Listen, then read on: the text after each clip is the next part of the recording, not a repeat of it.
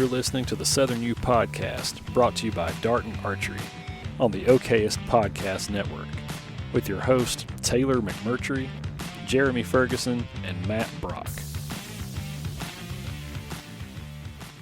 Hey guys, welcome back to another episode of the Southern U Podcast. We are still here at Nashville at NWTF convention.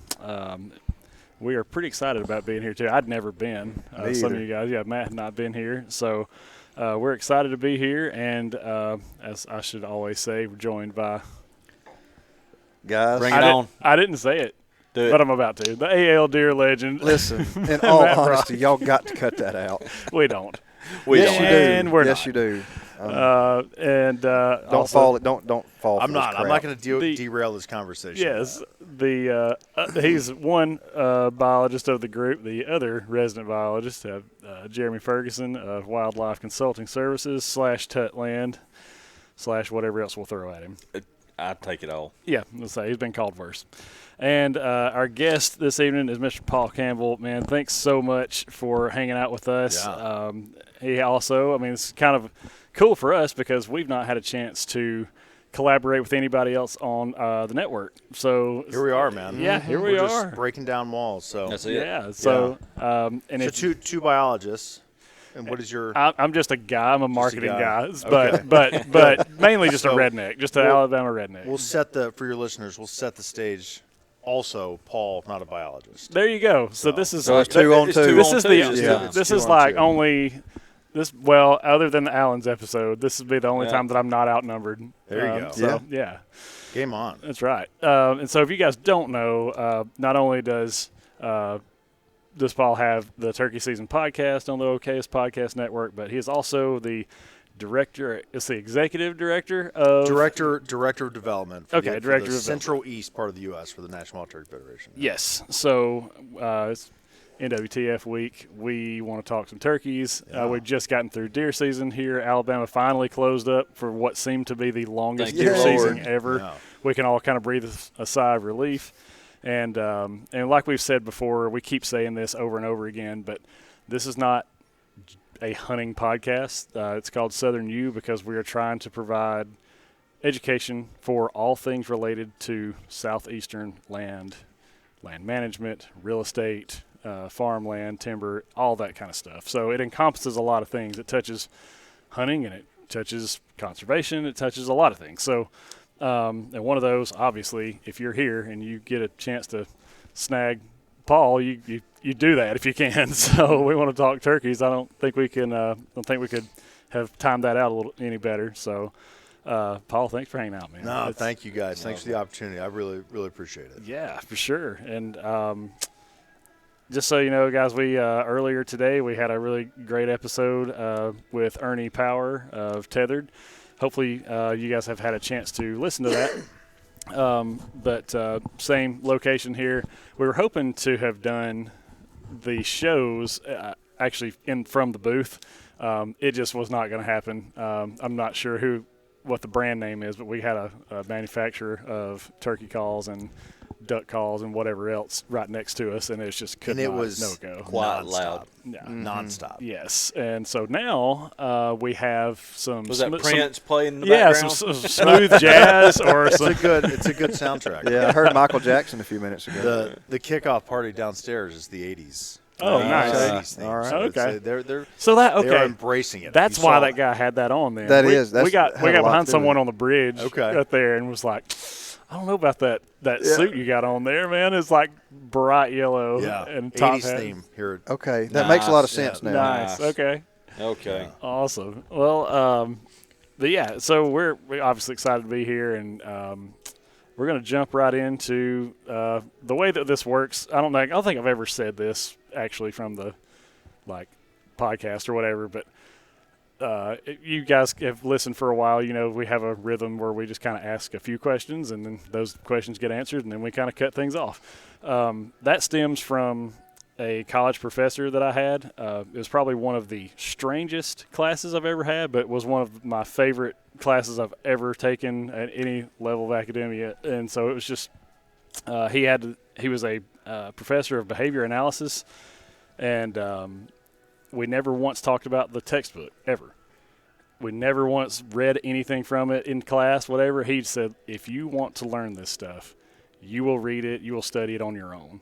What we're going to talk about in this class is real-world issues. And the way it works is the class gets to ask me 5 questions, and I'll answer them. And then I get to ask the class 5 questions, and I'll answer them, then we go home. And so I just loved that. I love that format, and it was always very engaging and stuff. So that's kind of how this Did works. you read the book? We did. Okay. Yeah, because also, sidebar there, that class, every day you had a class, and the next day was a lab. You would alternate back and forth. Well, lab day consisted of training a pigeon to peck a light or a little button, and you had to train it on various schedules, and that was how you proved that you could shape behavior stuff. So I've got a psych degree, so I definitely don't belong here. I don't know how I found myself here. But anyways, yeah, so you had to read up on the textbook or you couldn't pass, And this guy was very stern, very like class starts at whatever, 10 o'clock. At 10 o'clock, I lock the door and no one comes in after it. And he did that for about 2 weeks. And then he said, have you guys noticed anything? We're like, no, what do you mean? It's like, I haven't locked that door in 3 weeks, but yet nobody's late. Like, that's behavior now. That's shaping behavior. Like, oh, crap. So, he's doing it to us. So anyways, that's kind of how the flow of this works. And so I got 5 questions for you. Is that cool, man? Yeah, absolutely. Cool. All right. So the first one, I was just kind of get an intro, just background for, which we've talked about this a little bit earlier, but how did you end up at NWTF, man? How does somebody end up in that role, and what does that consist of? How long you been here? All that kind of good stuff. Yeah, so I started as a full-time employee in January of 2022. Cool. So I'm going into my third year. I've been a member of this organization since 2007, and so in November of 2021, I was on the website. I was looking for a new hat. And I saw like a little red button that said now hiring.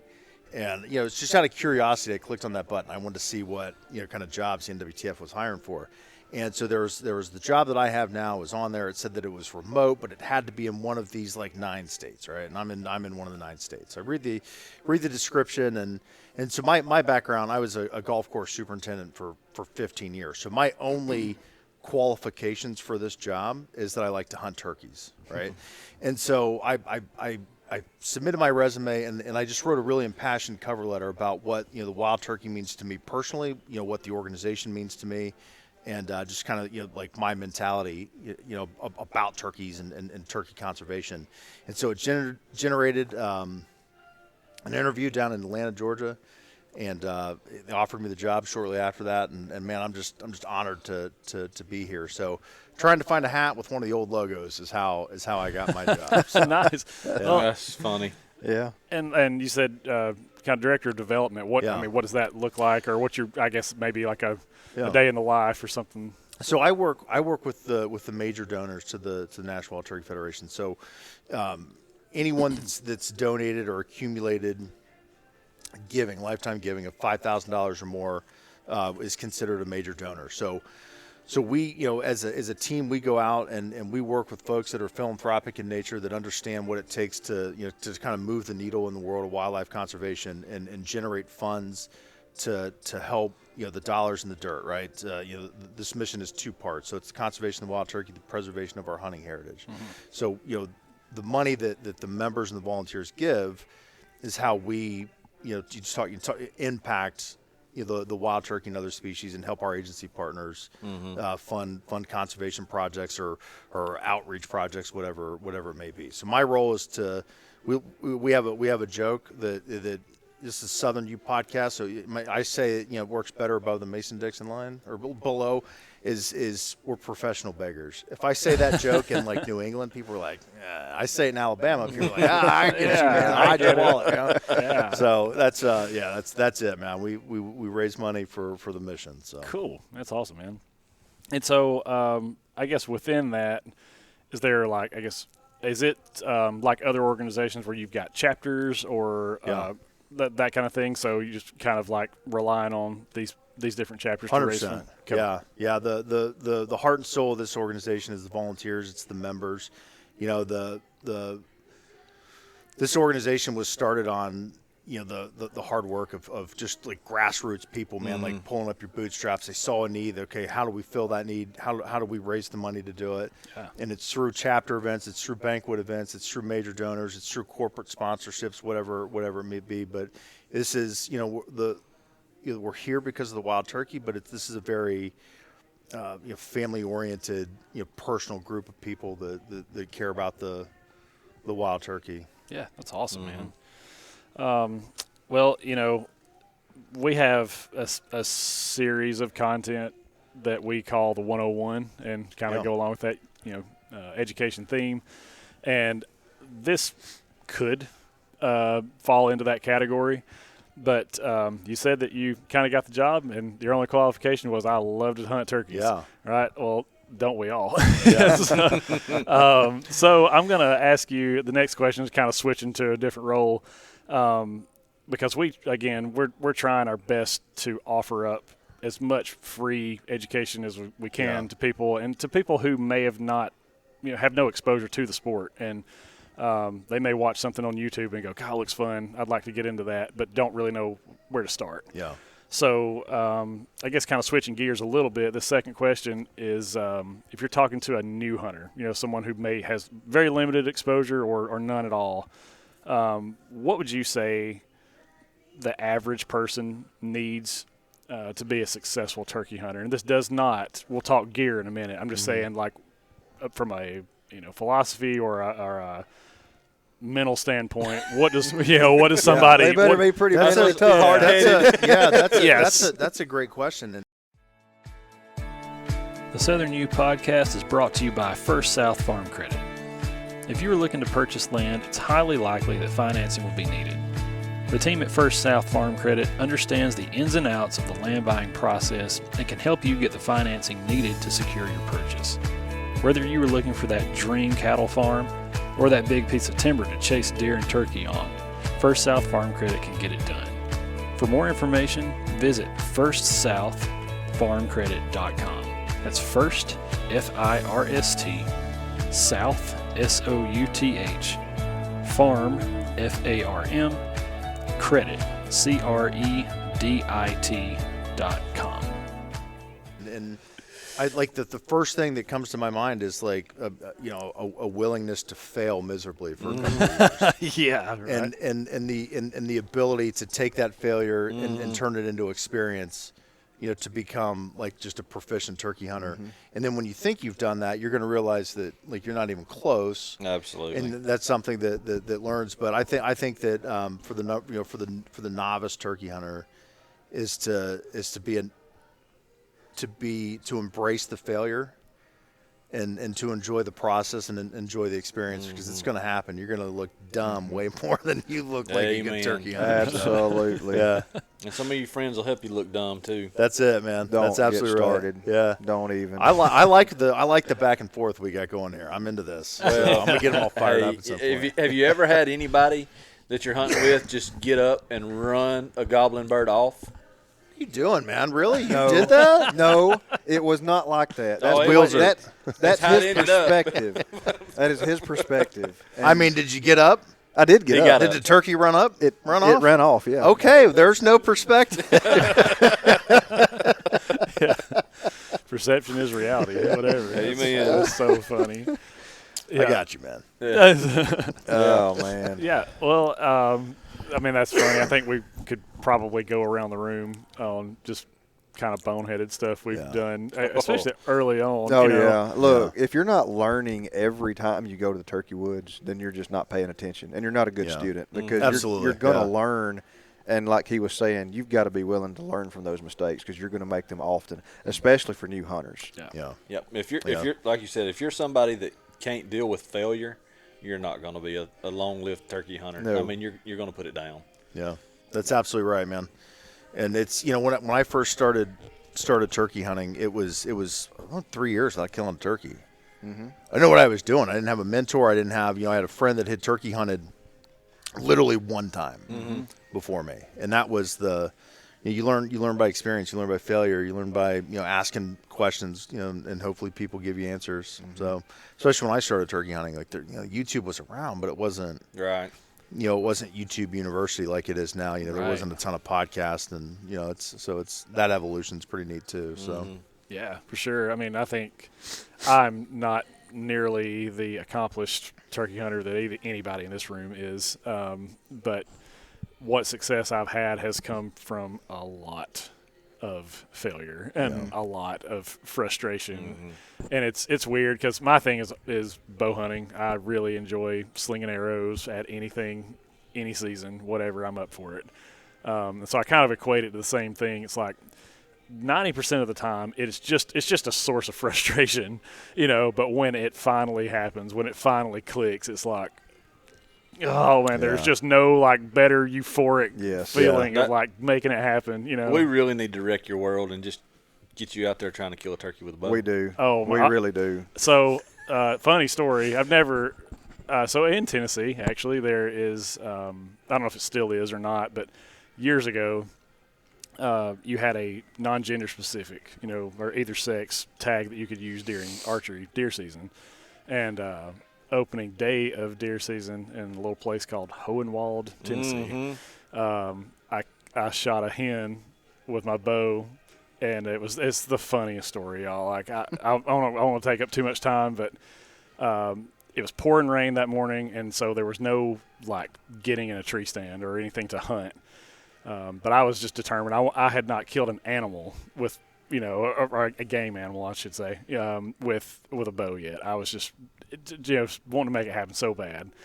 So there's this particular property we're hunting has a really big food plot. I wouldn't even begin to imagine how long this plot is, but they have had built a shooting house on the ground, and so I just decided I was going to go sit in that and just hey, maybe something comes out here in this food plot when it's raining or something, or a turkey. Probably not, but maybe they'll come out in the fields when it rains. So I'm sitting there with stepdad, and he goes, "Hey, look, Billy's making all kinds of noises. I got to go to the bathroom." So I'm like, "All right, that's fine." So we have walkie-talkies, and he said, "I'm going to go back up." Anyway, it's walking distance from the actual house we're staying in. He said, "I'm going to go walk up the hill, go to the house. I'll bring this radio with me, and if I'll let you know when I'm coming back, so I don't scare anything off when I'm coming back." So he leaves, and long story short, I look to my right, and there's 25 hens that come out of nowhere. I have still no idea where they came from, and just start walking their way across this plot, and I'm like, there's no way I'm going to get the full draw without them seeing me, because it's a shooting house that's shallow, so I have to draw this way and swing all the way around. I'm like, there's no way I'm going to get away with it. But I do, and I get here, and I'm like, they're dead. This is going to work. So I pick one out, shoot it at about 25 yards, and I'm just like, can't believe it. Can't believe it works. I go and grab the bird and run up the hill, and the house we're staying in is what's called a dog trot house. It's open in the middle. Yep. He's coming up the middle like this, and I'm coming, up the porch, and I just sort of lay that bird on the porch, and he's like, "What in the hell did you do?" Just couldn't believe it. And I was like, I was gone for 5 minutes, So that's my bow and story. Started the southern Tennessee decline of turkey. Yeah, taking hens off the landscape. There you go. There we go. There you go. I know everybody's going to listen to this and be like, I can't believe this guy. Hen killer. I couldn't leave it. Now, that was low-hanging fruit. Yeah. Yep. Oh, I know. I deserve it, I guess. Listen, I was so happy then. Y'all couldn't y'all couldn't tell me anything, but most poachers are. Oh, Lord. Easy over there. I'm not going to go that far. Says the guy that shoots deer off his porch. There's nothing illegal about it. Hey, No, you ought to ask him where he shoots turkeys. Oh, yeah. Let's not go there. Anyways, moving on. The second question I was going to ask you, kind of switch gears, is we talked about kind of the mentality, I guess, kind of embracing the fact that this is not easy, just in general. It doesn't matter what part of the country you're in. It's just a hard animal to put down. 3, this is gear related, I guess. You don't have to be brand specific or anything like that, but what gear, if someone's got a limited budget, I don't even know if I like turkey hunting yet, but I got to spend a little money on gear to get into the sport. What, in your opinion, is important to spend your money on? What should people spend their money on, and what should they don't spend it over here. It's not necessary. A call that you can run that you're comfortable with. Doesn't matter what it is. Box call, pot call, mouth call, tube call, doesn't matter. A call that you're comfortable with, a shotgun, and whatever camo you can afford. That's it. That's it. Yeah, if you want to figure out if you like turkey hunting, do that. You don't need to buy a vest. You don't need any of that stuff. Stick the calls in your pocket. If you got deer hunting camo, wear it. You can be all right. Yeah. That's it, man. There's no reason to dive into that black hole that I'm in, where it's just every time I go to a turkey show, or even just I'm like, I need that turkey call. I don't need that turkey call. I don't need that new vest. I don't need it, but I get it, right? Because I'm sick. Like I'm actually sick. We understand. You need a call that you're good with, a shotgun, and whatever camo you got. And if you're hunting public land, you're walking a lot, a good pair of boots probably be pretty good. So you can cover some ground. Yeah. That's right. That's it. That's all you need. And I tell you, in my old age, I've gotten past to getting my feet wet. I run a lot in tennis shoes and just get wet feet. Yeah, and just move on. I've got, these are my turkey hunting boots. I've been walking so much this week that I wanted to try something different. Get out of the dress shoes. Great idea, but I bought these because they're so light. That was the thing. I bought them last turkey season. Love them, but tennis shoes, whatever I'm looking for comfort and really silence, I guess. But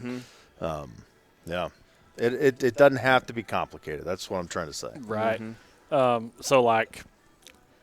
somebody need to even bother with like a mouth call, or is that way too hey, that's way too hard, that's way too much in depth?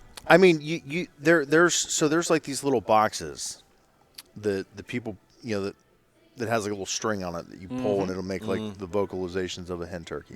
Yeah. And it like you can kill a turkey with that thing. So almost foolproof. Yeah, right. You don't need to complicate things. Any call that you get, like the yelp of a hen turkey, like the basic vocalization of a hen, you can do it on any of them. If I have a terrible gag reflex, so I cannot operate a mouth call. Oh man, I gave up on it years ago. That's my staple. Oh man, I can't do it, and so I've stopped trying. But box call, pot call. You could be brand new. Here, I'll give you a story. What really makes me mad is every year I buy a new mouth call because this is the year, right? This is the year that I'm going to get it. That I'm going to get it, and I'll just as soon as I start. So my wife one day she's like, "Let me try this," and she puts this mouth yelper in and just starts yelping on it. And I was so angry. Oh, I bet. That I just had to walk away. Yeah. I couldn't even do it. It took her just yelp, yelp, yelp, yelp, and I'm like, you know what? Get out of my face. Get out of my house. Like I was talking to myself. Just walk make off. You want to quit. Yeah, that's funny. I do enjoy riding around this time of year, though. You'll inevitably get beside somebody and you'll see them. I know what that guy's doing. I bought a new box call. I don't know why I bought it, but I had a new box call. I was sitting in traffic in Central Ohio, man. I'm running this box call, and this guy honks his horn. He's like, "Hell yeah, man!" Yeah, it's just right. It's cool, man. That's the family, right? That's it. Yeah. So. Well, it's cool too because I think that hunting in general, for the most part, I think everybody would agree is a lot more fun when you get to share that with other people. For sure. But I think even turkey hunting is kind of even a step up. Like I guess because you're not necessarily having to sit super still all the time. You're kind of moving around. You're mobile. Maybe you've got a buddy with you that's kind of you're running together. Whatever. It just the camaraderie of that is a lot of fun. I think it's and look, to me a turkey is the hardest animal in the woods to kill that we're going to hunt in the Southeast, at least consistently, without question.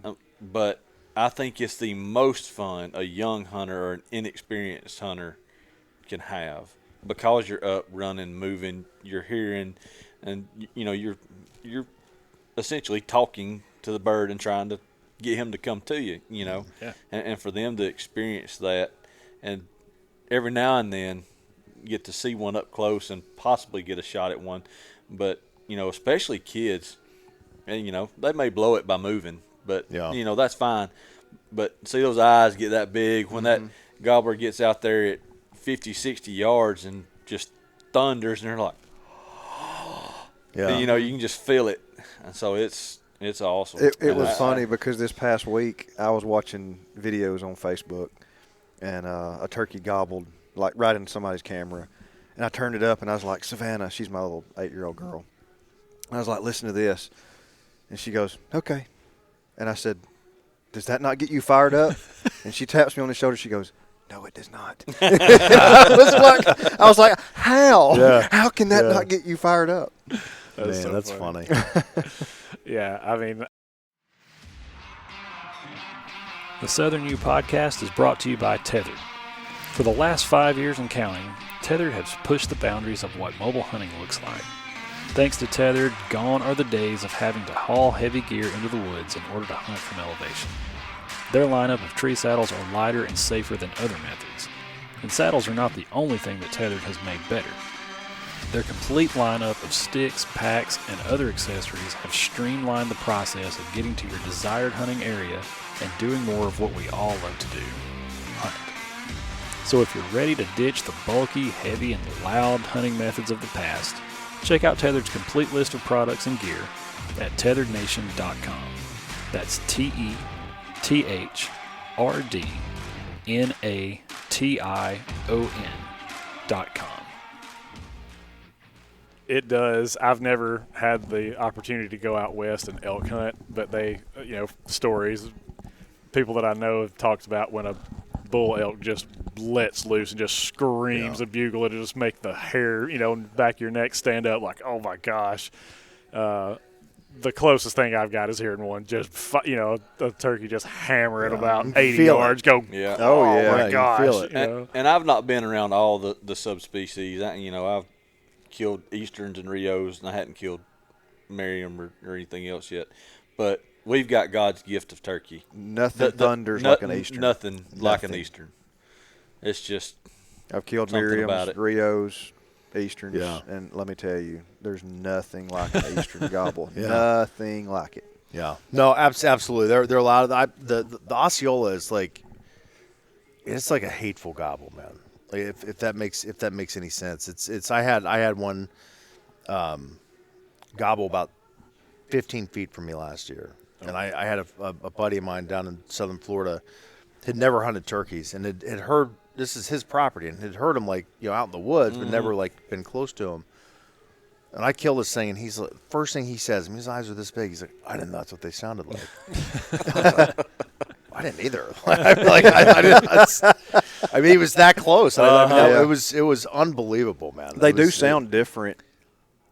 Yeah. Depending on the range and the wind and everything, but facing away, a thunderous gobble up close. Man, and when they're ready to die and they're gobbling like that, that's a different sound, man. If they're just gobbling at an hour of a truck door or whatever, they're just just being a turkey. But that's it. When they're hateful, man, it's a beautiful sound. So yeah, for sure, man. I mean, I've heard them before, like you said, gobble at a thunderstorm. Yeah, boom. I love that, man. That's one of my favorite awesome things, man. In Southern Ohio, if it thunderstorms and I'm there during turkey season, I will be next to some hills, man, so I can just hear the thunder and it rolls up and they're just right with it. I love it, man. Yeah, I love it. That is awesome. Well, I guess we go here to this fourth question. Kind of going back towards the conservation side of it, what do you feel like the average person needs to know or should know about NWTF? I feel like there may be some information that you could maybe share. Scared those kids off. There you go. Yeah, I saw them take off running. So I think the average. So the one thing that we talk about a lot on my team is we talk about the efficiency of this organization. So every dollar that's raised for the National Wild Turkey Federation, 88 cents goes back into the mission of the National Wild Turkey Federation: conservation of the wild turkey, preservation of our hunting heritage. The national average is like 60 cents. So we are very efficient with the use of our money. Every dollar that's raised, the national average is a 5-to-1 match. So every dollar comes in, $5 gets slapped onto it. So when we talk about like impact, dollars in the dirt, outreach programs for new hunters, buying, helping state agencies buy public land to open up, for public access, that's an impact I don't think people realize that they have.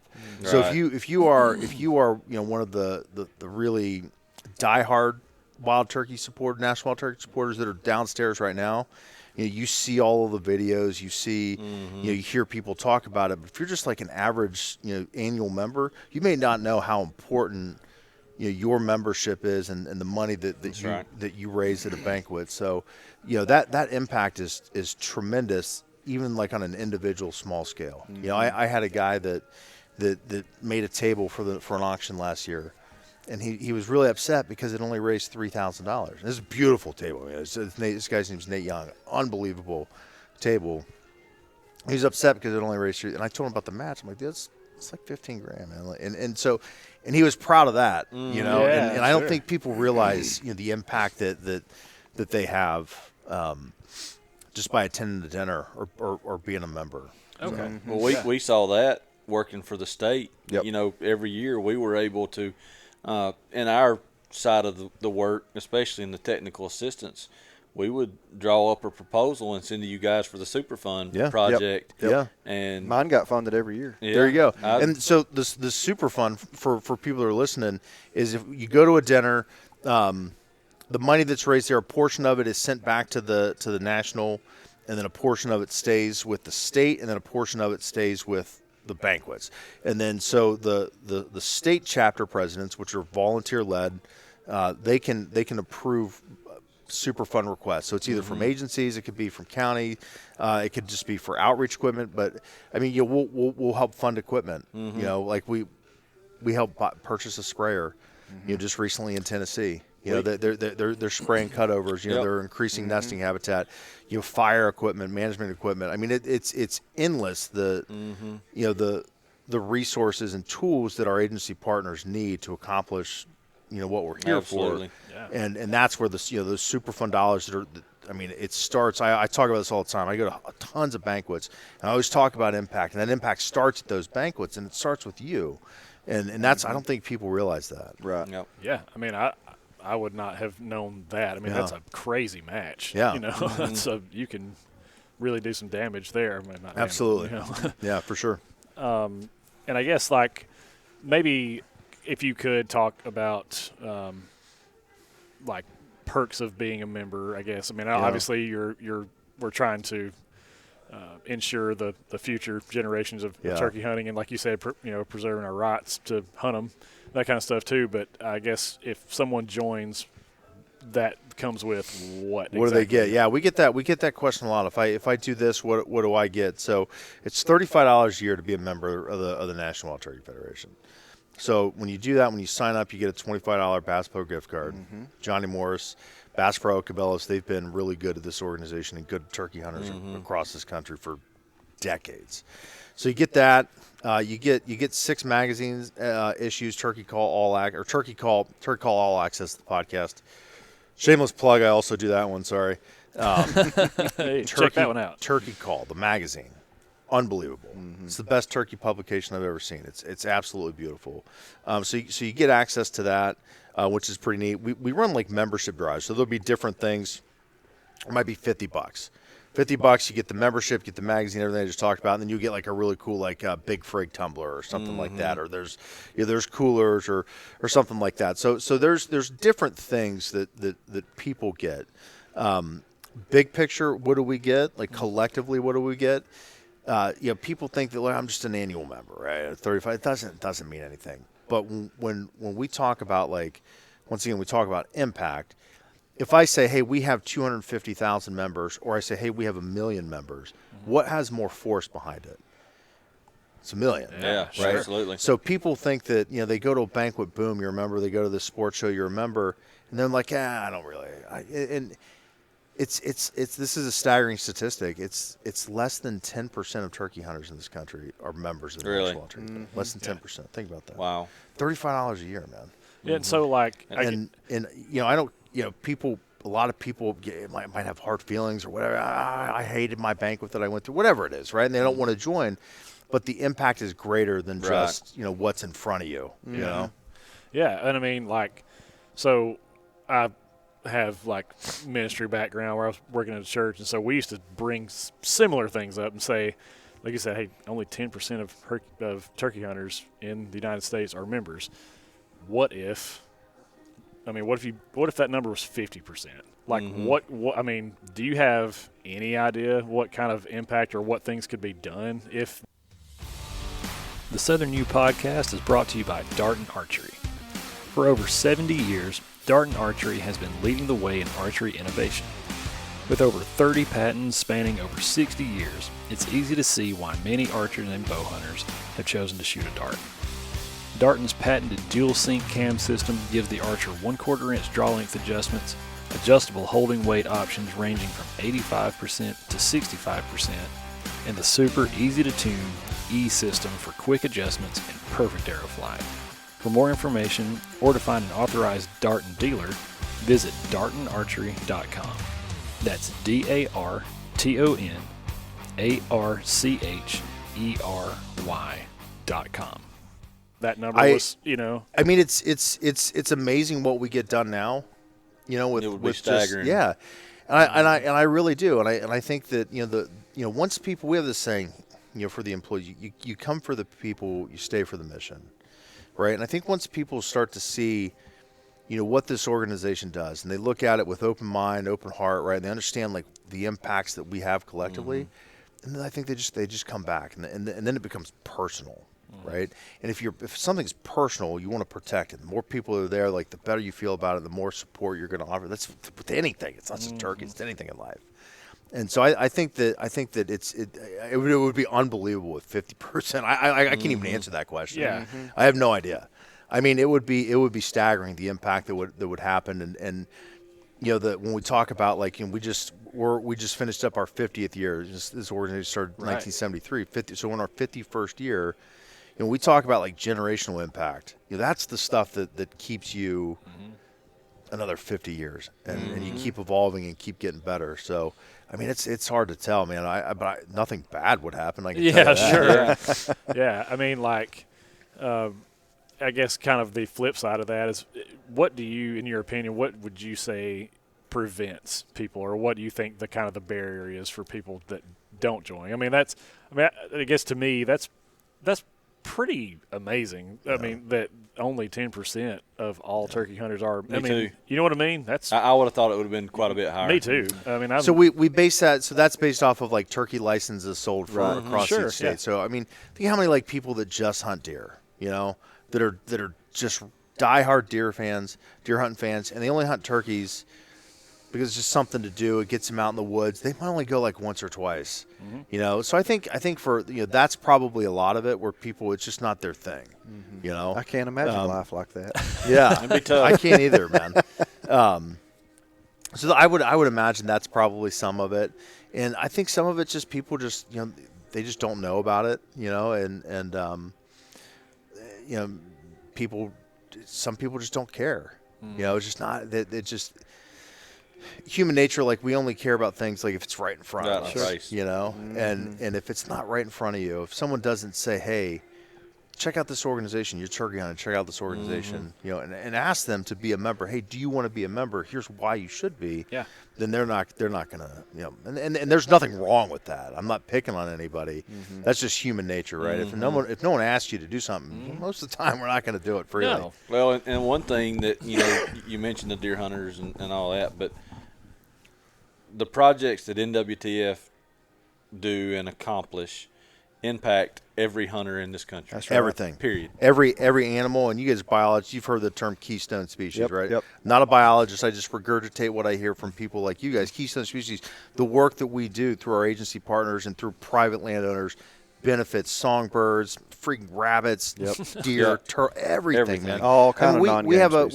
We have an initiative, the Waterways for Wildlife. It's in the West. It's riparian work on streams, in the Rocky Mountains. Because that's important work out there. That's important work. it is. Water is a very limited resource. We've got a $20 million forestry service agreement with the U.S. Forest Service on the West to help tackle wildlife crisis, to help with timber management, to help with wildfire. And I mean, that's like changing human lives. You know, that's and the wildlife at that point is like second. Yep. You know, but they also benefit tremendously. So I don't know, man. There's so much that goes into this, and people just don't know about it. I think that could be a lot of it. So I mean, sorry, I got off a little tangent there. No, I mean, No, I think that at the end of the day, it's. I mean, like what these guys talk about a lot is like it's habitat management at the when you really strip everything down. Yeah, and that does have the capacity to impact everything. Without a doubt. Yeah. So that's pretty cool. That's why all hunters should be a member. There you go. That's right. Yeah. Yeah, and I mean, you know, I try to. I'm a member of NDA and Ducks Unlimited, and you know, I try to support the organizations for the critters that I love. You know, and you know, not everyone can do that. You know, but if you can, do one a year. You know, rotate them, whatever it may be. Yeah. So, I mean, I feel like I have a little bit more faith in humans, I guess, and you know, humanity. But like, if people knew that they could make that kind of impact, if they knew that those dollars really start to add up, then I mean, I'm just speaking for my take, but I think more people would probably do it. You know, that's pretty impact. I mean, I had no idea. That's pretty crazy that in everyday life, most people can afford a one-time fee of $35. yeah, sure. Most. I'm not saying everybody can. Yep. But it's for what is gained, it's a small price to pay. Yeah. Yeah, I mean, it's not directly related, but like I have a 3-year-old who's autistic, and until that was just kind of in our lap, you know what I mean? We were having to deal with what life looks like for a child with autism. We didn't know anything about it really, and didn't and really didn't. I don't say we didn't care, but it's just like out of sight, out of mind type thing. And so I think bringing just awareness, it's like a weird term to use, but to that subject now, I feel like we've kind of been educated on that, and we kind of have a better grasp. It wasn't right in front of you, and then it's right in front of you. Then all of a sudden, it's like the most important thing in your life. Yeah, and it's kind of the same thing. You just don't know what you don't know. That's right, absolutely. So that's cool. Well, I guess in this very kind of last one here, this could be answered, I guess, really directly, or we could kind of pass it around and talk about it a lot. But what role can we play to ensure healthy turkey populations? And I mean, obviously, I think you'd probably say be a member, but I mean, beyond that, what can the average person do, the average turkey hunter do to ensure that there are healthy turkey populations in the United States? Listen to the science. Give your agency partners, your natural resources, your Department of Wildlife, give them a little grace. Let them. That's so hard, isn't it? Yeah, let them. It's. I didn't realize that, like, as wildlife managers, and I'm talking about like state level personnel, right? That managing human emotion and ego, honestly, probably is like their number one job. And that was fascinating to me. And so I go to all of these meetings and I hear all of these things, and I'm like, man, these guys are getting beat up about this. Like, this is crazy. And this is all science based, So I think that, like, the number one thing that we can do is understand that is there a decline? Yes. Are there a lot of really intelligent, laser-focused people across multiple organizations and multiple agencies locked in on this? Absolutely. And there are some really, like, the eyes of the turkey world are on the decline. Right. Across researchers, across academia, across the state agencies, the NWTF, all these organizations, right? I mean, people are locked in. Yeah. Good. The distrust in government is running so deep now that it's bleeding in to that type situation. Yeah. And I hate to see it, but we saw it firsthand. Absolutely. I mean, you can lay the science, you can lay the data down that he and I, as field biologists, took ourselves, and they believe that you've fixed that data to fit. You've manipulated it in some way to fit the circumstance. Right. I'll give you your Instagram clip, right, that people are going to get upset about. I think a lot, like, look at the state of Alabama. It is like the epicenter of the turkey population decline, right? How many turkeys can you kill in Alabama still? You kill four. Four. Yeah. That's crazy. Think about that. 4 turkeys, man. And I don't know what the percentage is of like multiple harvests. I know in Ohio, like when we dropped our turkeys from 2 to 1, it was 12% of the licensed hunters bought a second tag and harvested a second bird. But 4 turkeys, man, you're talking about like turkey decline. That's like, at what point is it a bag limit issue, right? And so I think that, this is speculation on my part, that 4 bag limit, those agency folks are probably getting hammered by people about not dropping the, don't take opportunity, right? Because it's limited time to hunt for a lot of people. Well, and the thing is, that was dropped. Yeah, that was dropped from 5. That's right. Yeah, think about that. It used 5. to be 6 or 7. It used to be 6. Insane. Yeah, 6. Yeah. That's crazy to me. I'm not a biologist. I don't live in Alabama. I love hunting down there, right? But when I hear that, it's just like, how like angry people are, rightfully so, about the population declines. Okay, what are we going to do at a state level? And I think that we need to, as hunters, we really need to support and trust the science. And I'm sure you guys have heard people talk about like the correlation between like COVID distrust and then like CWD and all of the issues. Like that's a real thing. It is. Like it or not, that's a real thing. That's human nature, man. And so I think that those professionals have a really hard job. And I think that we need to be sympathetic to that but still like demand excellence. You can do all of that, and I think that part of that comes down to like just being respectful of people and having good discourse. Well, and we tried to communicate that to the public when we worked for the state, where there was so much complaining and griping, and I do understand it. Because I'm a turkey hunter too. And, when they were asked, well, why is the state agency doing this? Why is the state agency doing that? Well, we can't as a state agency, or I say a state agency cannot mandate better habitat management to the public. But what they can do is influence bag limits and seasons. That's the only thing they can regulate. That's it. Yeah. I mean, take my home state of Ohio. Our public land is less than 5% of our land mass. 5%.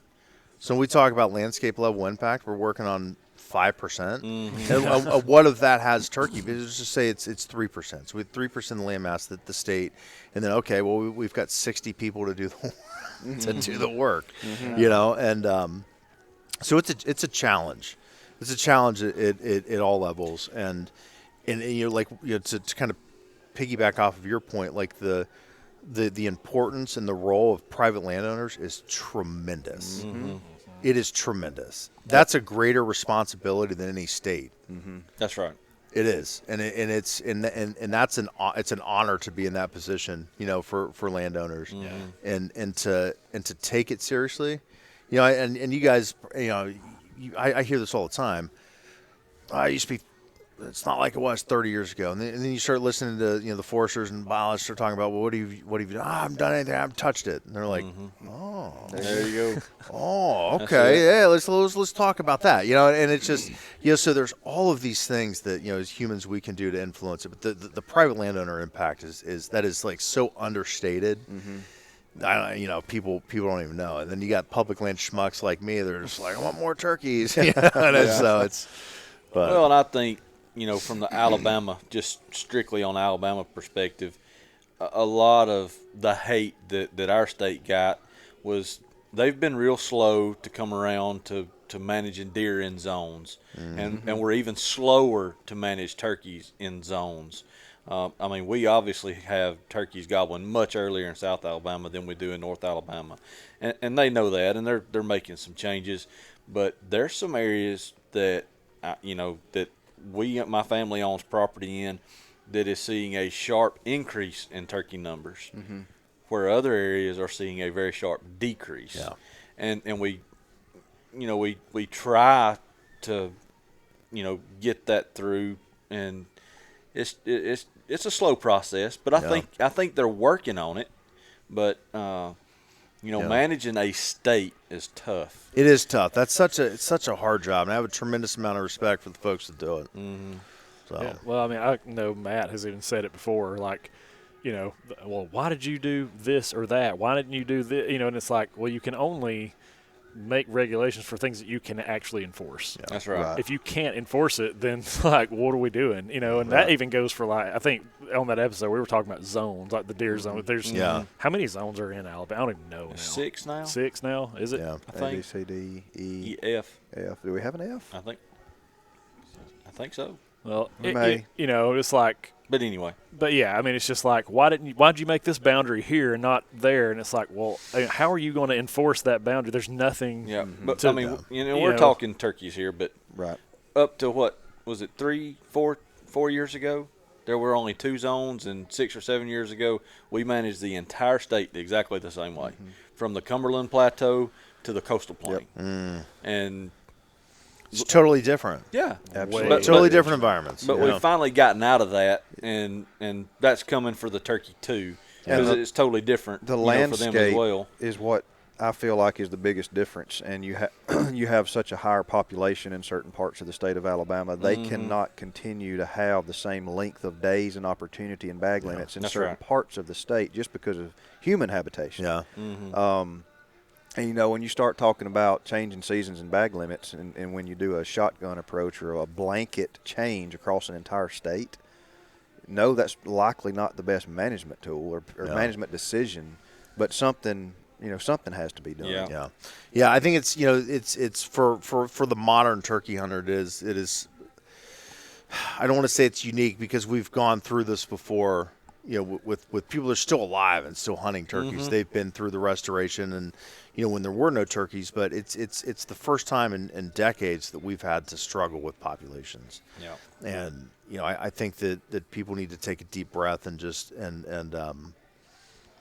focus on like long term, right? And just know that it's not going to be, you've got 2 turkeys gobbling, and then the next year you're going to have 60. Like that's just not not going to happen. Not how it works. Be happy with that, and be happy with the fact that it's like, it's just good long-term management practices. And there's more wild turkey research. I've done some interviews with Michael Chamberlain, and he said in his 40 years as a researcher, there's more wild turkey research being done in the last 2 years than there ever has. Really? And there are more people. And so when I did when I did an interview with him and Brett Collier down in the University of Georgia, I did like the Google research. You can see how many people have like Googled a certain term. And so you look, like you can see wild turkey research, and it's funny because it's like nothing, and then like 2011 a little bump, and then it just like slowly start because people care, right? Because they're starting to lose that opportunity. So, that's a positive, I think. Yeah. More people are talking about it, and more people care. So we had it good for so long that when things started going bad. By gosh, panic button. It was 5 alarm. By gosh, yeah. Some people a lot of people disagree with me on this, but I think a lot of the decline that we've seen in turkey numbers is the increase in turkey hunters, because I remember growing up. Didn't have any. You didn't have any competition when you were in the turkey woods in the spring. You were the only one out there. You might hear or come across another turkey hunter, every now and then. A couple of years ago, I've got several properties to hunt in a couple different counties. Ah, shut up.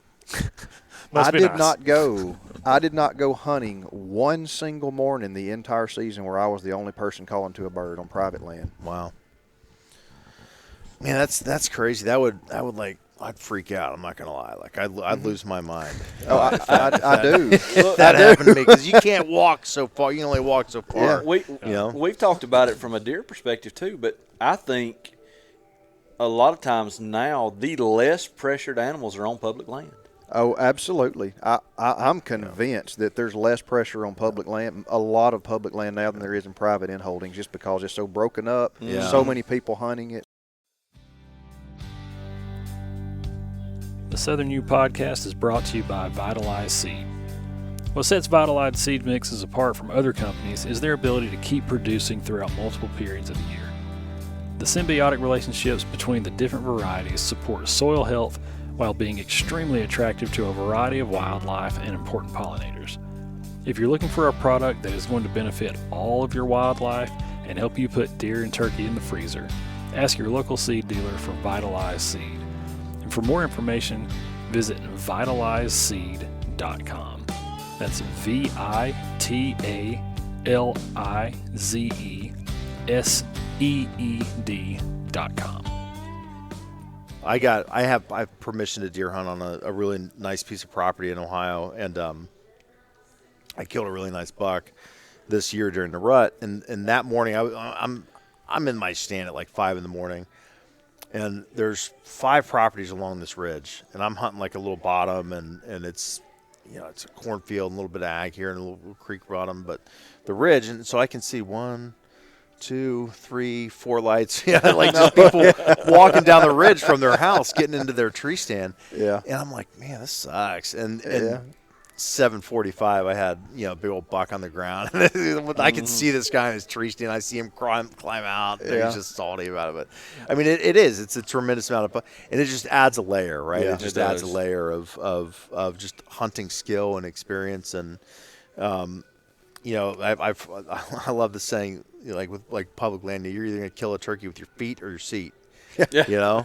So public land, it's going to be a little bit of both. Private land, you might have to just sit there and wait them out. Mm-hmm. So it's true. That's cool, man. Well, as far as questions go, that's about all I've got. Okay. I don't know if you guys want to add anything to that, or you guys, or anybody has any other questions for Paul. But I dig it, man. Awesome. So good. But yeah, man, and I really appreciate you taking the time. Thank you. And hanging out with us, and by the way, great show too, man. I mean, it seems like everything is a well-oiled machine around here, and this has been the best first day that I have seen in years. Yeah. The convention team that we have that organizes all this, the corporate team that we have, they're unbelievable. It's an elite group of people that make this happen, and it's neat to watch the animal move. When this thing gets in, and a ton of people put a ton of work into this. Yeah. It's our Super Bowl. We're proud to do it and happy to do it, and it's neat to see it go off. It's not without its problems, that's for sure. Speaking of it being y'all Super Bowl, so what's in store for you after convention? Yeah, just sit back and chill. Man, so or start scouting turkeys. Yeah, for sure, doing some of that. We had like 60-degree weather last week in Ohio. And man. There's a turkey goblin somewhere. I'm like, I got to get out there, So, but it's funny. My wife and daughters they come down every week during convention on Friday, and I fly down and then we ride back together, and I sleep from the moment I hit the seat in the parking lot until I get home. And this is the week to make an impact for me, personally and professionally with our members. And I put every ounce of energy I have into it, and I collapse. And the next week it's all follow up. It's reaching out and thanking the people the way that they need to be thanked, and just rolling in. And so it's 100 mile an hour from the moment I step foot in here until my last turkey hunt of the year. Trying to just personally and professionally. This is my time, man. I love it, man. This is it. I feed off the energy, and I can't complain. Yeah. Yeah. People that aren't diehard turkey hunters they just don't understand. No. I mean, even the health impacts. that people incur over a turkey. Yeah. I lose several pounds every spring. Oh, absolutely. You don't have much to lose. I don't. Over there. I mean, I go from looking puny to downright little. Just little. Yeah. Just I mean, little fella. My eyes are sunk in by the time the end of the year, because I hunt multiple states. Man, I'm very fortunate to do that, and running on just a couple hours sleep a night. Yeah. Coffee. Oh, absolutely, man. I have a Tahoe. I got this little system. I got these magnetic screens I put on the, so I can roll my windows down. I got a cot that I sleep in and eating out of a can. I mean, it's just like, it is, it is Spartan, man, and it just beats you down. But at the end of the season, it's just like, I hate life. It sucks. And it's just my kids and wife are like, you're home. Yeah. So that's funny. Yeah. I don't know how it works the same way with you guys and turkeys, but usually when deer season ends, it's almost relief. It's like, oh, thank you. Like now I don't have to be presented with the opportunity to go run to the woods. Like now I can't go even if I wanted to. Like, it's definitely not like that for me, man. It's different. Yeah, it is. It depends on what kind of year I've had. Yeah. There's sometimes be like, man, I'm glad I'm through getting my butt kicked. Yeah. And then there's years to be like, see, God. That was last year for me. I did not. This last year was the first year I did not kill a bird in Alabama since I've been turkey hunting. Really? Yeah. And it was not from lack of opportunity. I called in 11 turkeys. Yeah, I'm 0 for 3 in Alabama. Really? Yeah. Well, don't come with us. Well, I know. I called in birds nearly every time I went. I love it. I love it down there. It's a beautiful state, man. Coming from Ohio, I had this perception of Alabama before I'd been there, right? And I bet I know what it is. It's like sand and flat, right? Like that's my perception. No. And then I get to like north central Alabama. I'm like, just some big hills. Like my goodness, on the national forest. I'm like, holy cow! Like I felt like the most intense thermal that I've ever felt. Oh, yeah. I'm like, this is crazy. And I see this huge 2,800 foot peak. I'm like, oh, this is awesome, man. So you're talking about longleaf pines, and we'll end on this. Yeah. First time I went hunting in Alabama, I did a couple days. I entertained some folks, and we had some landowners in Alabama real gracious to host an NWTF event. So I guided some guys from Colorado and almost made it happen. And then the landowner had some access or some land about an hour away that he let me hunt. So I go down there, man, and I am like, I'm ready. Like I've been hunting but not carrying a gun for 3 days, and I am frothed up at this point. I can't even see straight. Right? Sure. Like I am freaking beside myself. Someone's got to die. Oh yeah, man. So I get out there and I'm walking all over the place, and I finally realized how hilly Alabama is, and I'm just all over, man. I'm loving it, and I strike up. It was super windy that day, which wind just immediately I'm angry, just angry, I'm just everything, right? And so I finally get this turkey to strike up. It's about 1 PM, and I sit down, and he just does what a turkey does, and gobbles and gets kind of close, and then walks off, right? And so I do this big J hook, and I get out in front, and I'm on I cross the road, and so this private property bordered state land. And so I'm probably 100 yards off, and I finally get this turkey to start working back in, and he's maybe 75 yards from me, and he's in full strut, and he's this little swampy area, and he's coming through, and I'm like, it's gonna happen. I'm dialed in. I'm just waiting. I'm enjoying the moment, just watching him do his thing, and I can hear a truck coming down the road. This is the grass is this tall. He's wide open. I'm like, this guy's gonna screw my hunt up. And you can see this turkey in full strut from the road, and dude, his window goes down. I can hear his window go down. This turkey's still in full strut, and I see his arm go out with his cell phone, and he's taking a picture of this turkey, and that thing just drops his feathers, man, and turns around and runs off. And I'm so mad at this guy. And then I'm like, well, I've been that guy. Where you've been hunting public land all day and you don't see anything, and then you finally get to the private line, you're like, take a picture. So I was instantly mad. Then it's just like, okay, I've definitely done this before, so I'm sorry to anyone that I'm like, at this point, I'm beside myself, man. And I'm like, I'm going to kill this turkey. So I do another big old hook and get in front of him, gobbles one time. And then he just disappears, man. Poof, gone, like they do. And so I was just really upset. And then I'm just looking around. I'm in this beautiful part of the country that I've never been in. And I'm on this beautiful piece, and I'm just there's those the longleaf pines, and there's this little creek that's running through. And I just I'm just gonna sit down because my time I had to go home. My day was over, and that was it. And so I sit down. I set my shotgun down. And I'm just I'm thinking about how grateful I'm just trying to be, have a little gratitude, right? How grateful I am for my job and for all these people that are letting me be here, and that I get to hunt in this country. I was loving it, right? And so I got my knees up, and I'm just sitting there relaxing. I look over, and there's one of those longleaf pines, and there's a snake that's about 8 foot long on this. I mean, it's from me to this camera, if you can see this, right? Yeah. And I'm from Ohio. We don't have snakes like that. And I'm like, oh shit, that is a snake. That is a big snake. And so I just God, man, what do I? And I didn't know what to do, so my shotgun was in between me and the snake, right? You guys see me. I'm a big dude. My legs are up. And so I get the courage. I reach over. I'm thinking, like, the entire time, I'm going to die, right? Like, this is it. I'm going to die. And this snake is just looking at me. I don't even know what kind of snake it is, right? And so I grab my shotgun. I got my hands on it. I'm just looking at this thing, man. I'm like, oh, I'm going to die. And I spring up like a gazelle. And I'm about 6'3", 280 pounds for your listeners. And I spring up as graceful as you could possibly, like one motion, gone. And I am running as fast as I can through this little field, right? This little clearing. run through the water, and as I'm running through the water, I step on a stick, and this stick jumps up, and it hits me right at the leg.